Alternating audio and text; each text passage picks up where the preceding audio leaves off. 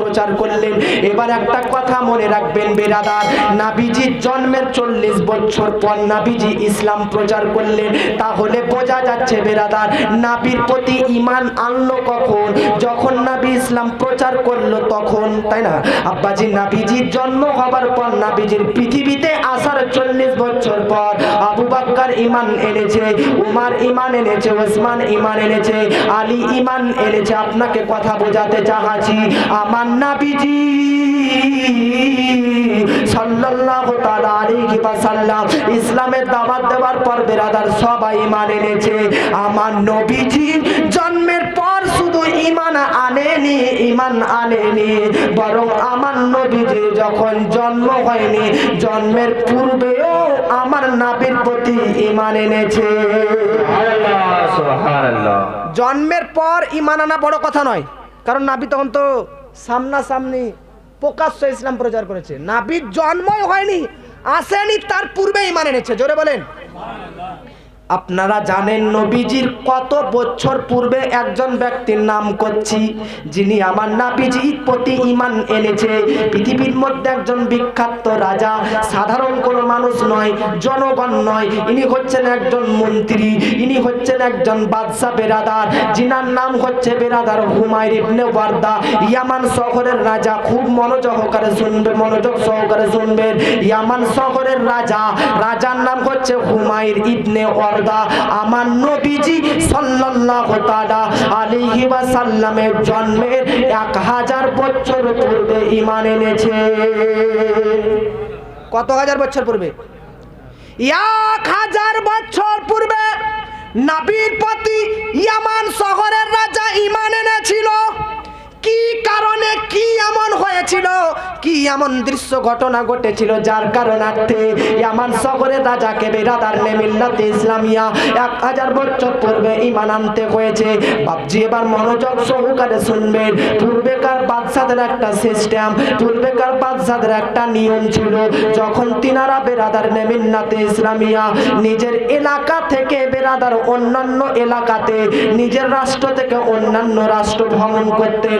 প্রতিটি রাজা অন্যান্য রাষ্ট্র পর্যন্ত ভ্রমণ করতে, দেশ ছেড়ে অন্যান্য দেশ যেছেন বেরাদার সফর করতে, ভ্রমণ করতে। ইয়ামান শহরের রাজা মনে মনে চিন্তা করলেন, আমি তো ইয়ামান শহরের বাদশা, আমি তো ইয়ামান শহরের রাজা, চলো চলো চলো আজকে ইয়ামান শহর থেকে বেরিয়ে একটু অন্যান্য রাষ্ট্র যাই, ভ্রমণ করে আসি, সফর করে আসি। এই ইয়ামান শহরের রাজা, নবীর কত বছর আগেকার ঘটনা বলছি, জন্মের কত বছর আগেকার? 1000 বছর পূর্বেকার ঘটনা। কত বছর পূর্বেকার? 1000 বছর পূর্বে এই বাদশা বেরাদার মনে মনে চিন্তা করলেন যে আমরা একটু ঘোরাফেরি করব দেশটাতে, দেশের অন্যান্য দেশের আবহাওয়া একটু অর্জন করব। আব্বাজি আমার মুসলমান সামাইনে কেরামে একটা কথা মনে রাখবেন, মোদি যখন প্রধানমন্ত্রী নিজের বাড়ি থেকে পার্লামেন্ট যায়, দেখেছেন ফেসবুকে পার্লামেন্ট যেতে কথাবার্তা বলেন না বাবুন আপনারা? আমাদের ভারতবর্ষের প্রধানমন্ত্রী মুখ্যমন্ত্রীরা যখন কোনো জায়গাতে আসে তখন তাদের সঙ্গে গার্ড থাকে না?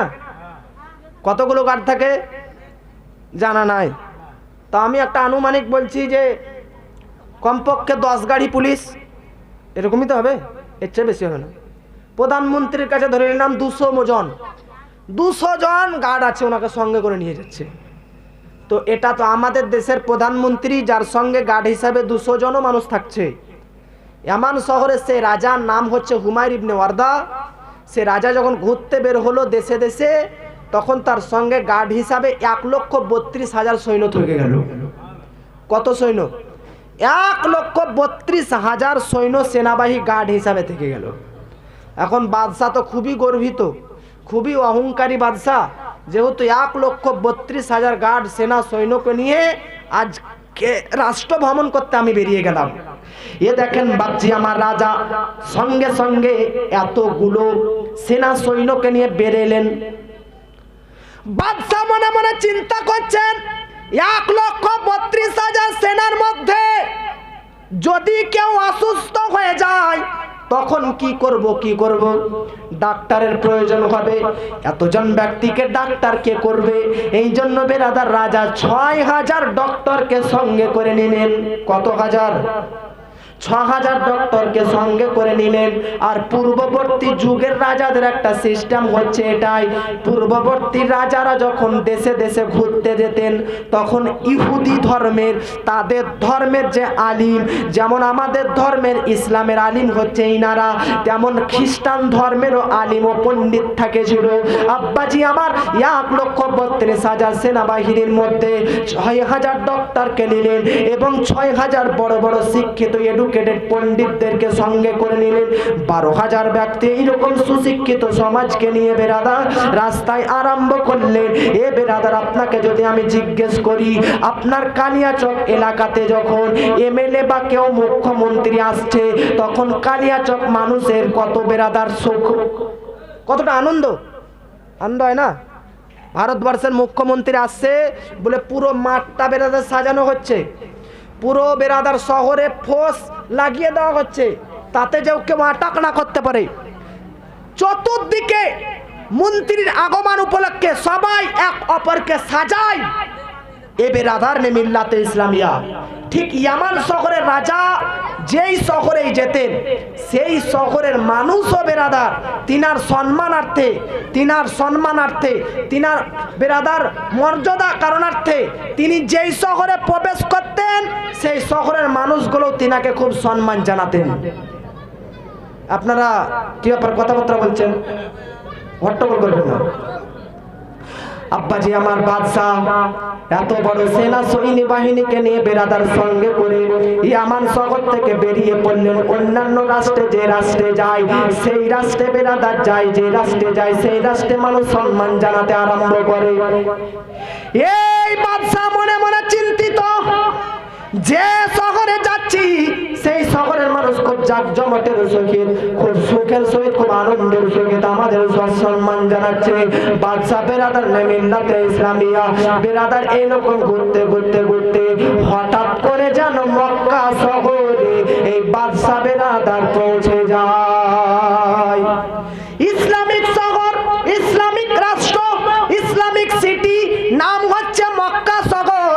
আল্লাহ পাক কোরআনের মধ্যে বলেছেন, আল্লাহ পাক যে শহর সম্পর্কে শপথ করেছেন, আল্লাহ রাব্বুল আলামিন এই মক্কা শহরকে যা সম্মান দান করেছেন, বিরাদার ওই রাজা, ইহুদিদের রাজা মক্কা শহরে আসার পর দেখতেছে বিরাদার মক্কার কোন মানুষ, মক্কাবাসীরা কেউ ভালো করে সম্মান জানায় না রাজাকে, ভালো করে কেউ চোখ তুলে তাকায় না কে এসেছে, রাজা এসেছে নাকি, কেউ সম্মান ওয়েলকাম স্বাগতম শুভেচ্ছা অভিনন্দন জানাচ্ছে না।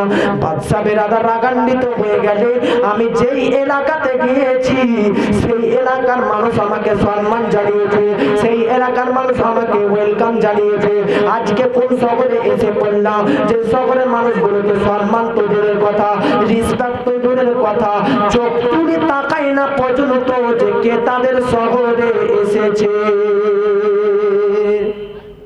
জোরে বলেন।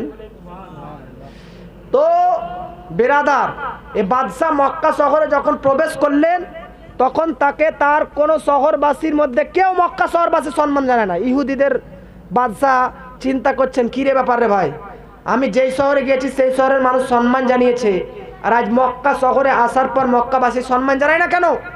তো তার সেনাবাহিনী বলতেছে, হুজুর এই মক্কাবাসীরা অহংকারী, টাকার অহংকার নেই, রূপের অহংকার নেই, অর্থের অহংকার নেই, জমি জায়গার অহংকার নেই, ব্যবসা বাণিজ্যের অহংকার নেই।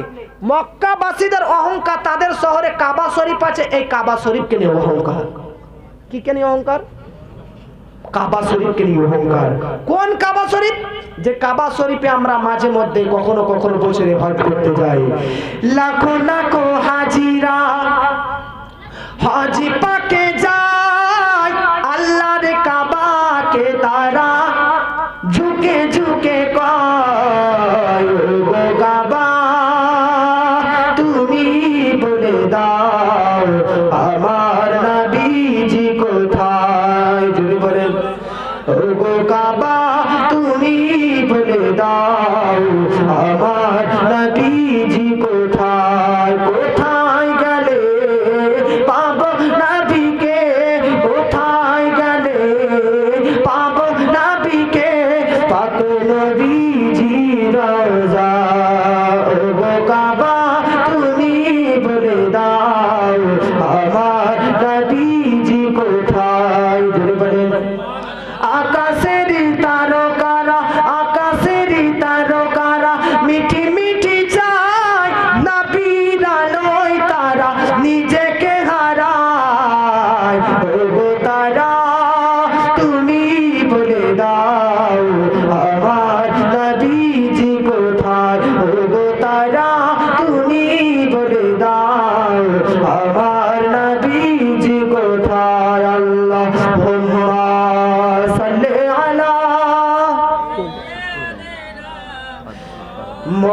মুহাম্মদ ওয়া আলা আলি সাইয়্যিদিনা সাল্লাল্লাহু তাআলা আলাইহি ওয়াসাল্লাম। আমার বক্তব্য এখানে শেষ। বলা ভাষার মাধ্যমে যদি হয়ে থাকে ভুল ত্রুটি তো আচ্ছা, তাহলে আমার বক্তব্য শেষ। গজল এক দুটো বলে দিচ্ছি নাকি? হ্যাঁ, কি বলছেন?